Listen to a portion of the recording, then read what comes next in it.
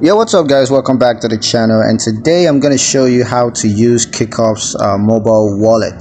So it's going to be a quick video. I'm going to show you how to access and use Kikoff's mobile wallet. Let's get straight into it.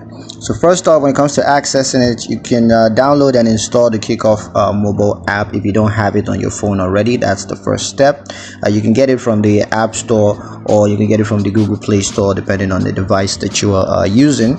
So once you have it and you've signed into your account using your username and password, you can review the mobile wallet features and navigations.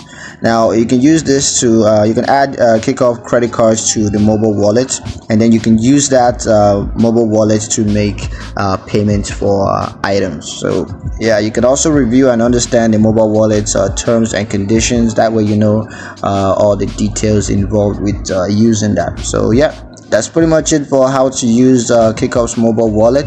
Hope you guys liked the video. Hope you found the information useful enough. If you did, like the video, comment down below, let me know what you thought. Share the video with your friends and subscribe to the channel if you haven't done that already, and I'll see you guys in the next one.